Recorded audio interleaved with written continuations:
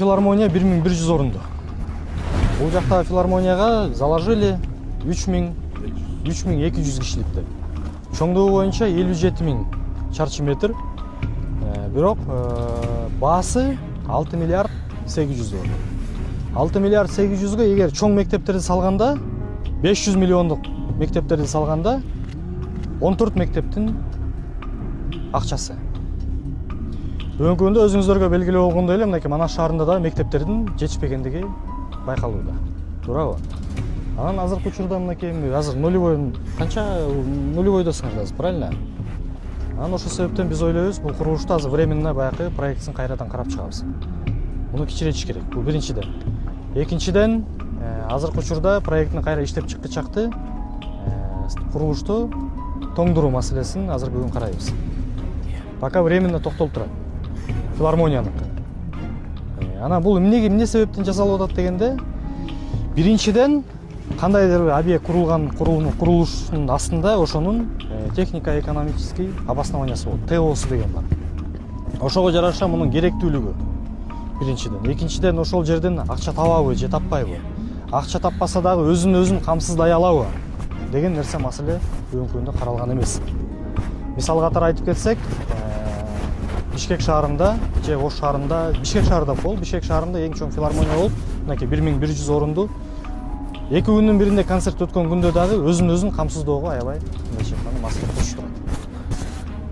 Канча жылдан бери ремонт болду дейт. Ошол эле учурда акча табуу маселеси дагы өзүн камсыздап, өзүн бага турган объектке мындайча айтканда азырынча чыга элек. Биз ошону дагы муну азыр курабыз. Бирок эртең мунун каралышы дагы маселе. Мунун жылытканы бар.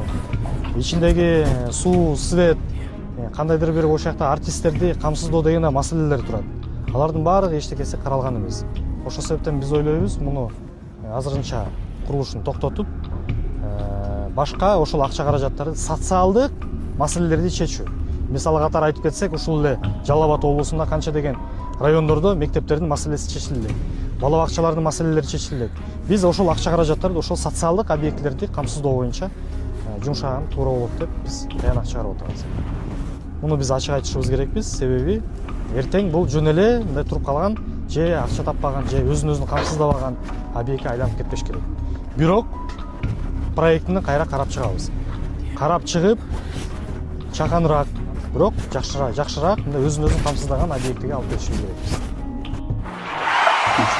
Биз ошо жол кырсыгынан улам ошол состоянияга түшүп калды балам. Эч бир ата энени Аллахым бала менен сынабасын.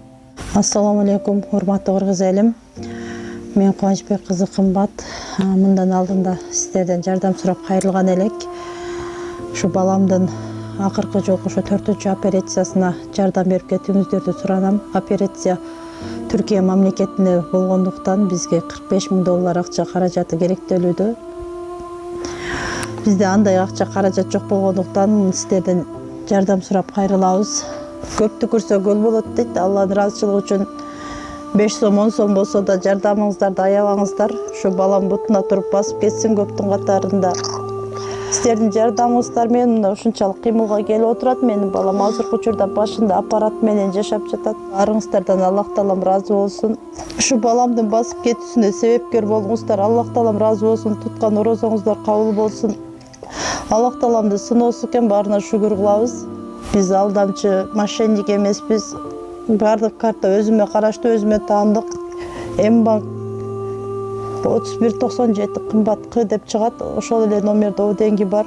Россия өлкөсүнөн котором дегендерге Сбербанк, учурда Россия өлкөсүндө мигрант болуп жүрөт. 5 сом 10 сом болсо да жардамыңыздарды аябаңыздар. Биз үчүн өтө чоң жардам ошол дагы. Баарыңыздардан Аллахым ыраазы болсун.